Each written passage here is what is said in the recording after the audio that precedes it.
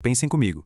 Como é que um homem, sozinho, com o poder da sua influência, consegue redesenhar o mapa de uma região inteira? Pois essa é a história de Manuel Urbano. Um homem que não só navegou pelo Rio Purus, ele praticamente esculpiu o rio, se tornando um verdadeiro artesão de vilas na Amazônia lá do século XIX. E olha só, a nossa análise de hoje não começa com um dado histórico, um fato frio. Começa com uma lenda. Uma história que o povo conta lá nas margens do Purus, sabe? Falam de uma sombra, de um riso baixo, o espírito de um homem que se misturou tanto com a floresta que virou parte dela. É esse mistério todo que nos leva até o nosso personagem principal. E tá aí ele, o homem por trás da lenda. Manuel Urbano da Encarnação, um homem negro, um prático, que era como chamavam os mestres navegadores do Rio, e o prestígio dele era uma coisa tão, mas tão grande que ele literalmente moveu cidades. Ele peitou a lógica do império e escreveu a própria história no mapa. Bom, o coração dessa história toda, o grande conflito, acontece na rivalidade entre dois lugares, Arimã e Canotama. E não foi uma guerra com armas, não. Foi uma disputa muito mais sutil, uma briga de poder, de geografia e, principalmente, de influência pessoal. Para entender isso, a gente tem que olhar para esse contraste. De um lado, Arimã. Era a escolha óbvia do governo, sabe? Lugar estratégico, ia ser o centro de tudo, já tinha até promessa de igreja e escola. E do outro lado, Canutama, que não era nada mais que o seringal particular do Manuel Urbano, um lugar qualquer, sem importância nenhuma no mapa oficial. Vamos deixar isso bem claro. Se a gente olhar pelo mapa, pelo planejamento, Arimã tinha que ter virado a cidade principal. Não tinha erro, era a porta de entrada do Baixo Purus, o ponto de apoio, o lugar onde o Império queria fincar a bandeira. Tudo, absolutamente tudo, apontava para Arimã. E aí que vem a grande pergunta, o pulo do gato dessa história. Se Arimã tinha todas as cartas na mão, a geografia, o apoio oficial, por que foi Canutama, um simples seringal, que acabou virando um município? A resposta, olha, ela desafia toda a lógica. E a resposta é tão simples que chega a ser poderosa. Arimã tinha o mapa, a geografia, mas Canutama tinha o homem.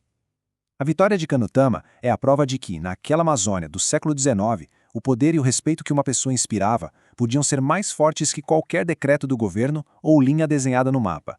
Tá, mas de onde vinha tanto poder assim? Como é que um homem juntou tanta influência a ponto de decidir o futuro de uma região inteira? A chave para entender isso está na relação única, extraordinária mesmo que ele construiu com os povos originários do Purus, em especial os Palmari. Isso aqui é fundamental. Manuel Urbano não chegou num lugar vazio. Ele entrou num mundo que já tinha dono, que já era vivido e conhecido pelos Palmari.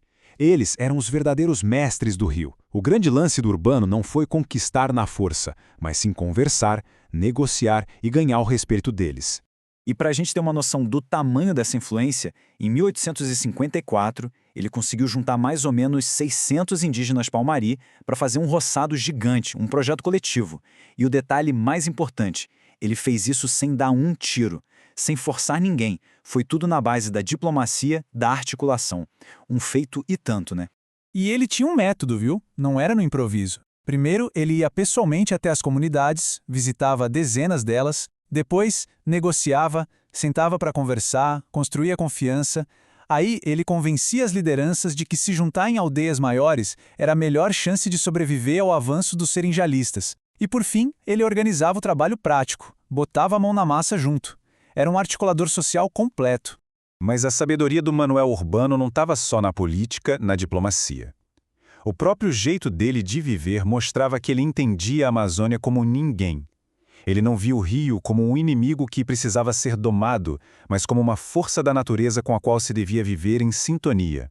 Olha que achado fantástico esse trecho de um jornal da época. Ele descreve a casa do Urbano não como uma casa normal, em terra firme, mas como um barracão em cima de palafetas bem altas. E isso não era improviso, gente. Era uma escolha inteligente. Era uma arquitetura que conversava com as cheias e vazantes do rio. E aqui está a grande lição. Enquanto o Império procurava um pedaço de terra firme para construir suas cidades rígidas que não podiam sair do lugar, Urbano ensinava na prática que a verdadeira sabedoria era morar na várzea, era dançar conforme a música do rio. A casa dele subia com a enchente, descia com a seca. Era uma filosofia de vida, totalmente na contramão daquela mentalidade colonizadora. E talvez o legado mais concreto de Manuel Urbano seja justamente o nome da cidade que ele acabou fundando, quase que sem querer. Canutama. E a história por trás desse nome é fascinante. A origem do nome vem de um acidente de trabalho, uma coisa super-humana. Imagina a cena, estão lá, derrubando a mata para fazer o seringal e um indígena Palmari se machuca, corta o pé e grita de dor, Canutama, que na língua geral tupi, falada por todo mundo na Amazônia na época, quer dizer pé cortado. Manuel Urbano ouviu aquele grito e, pronto, batizou o lugar. Um nome que nasceu do acaso, do suor e do sangue. E o mais impressionante é que esse nome, essa história, não ficou parada lá no Amazonas. O nome Canutama viajou.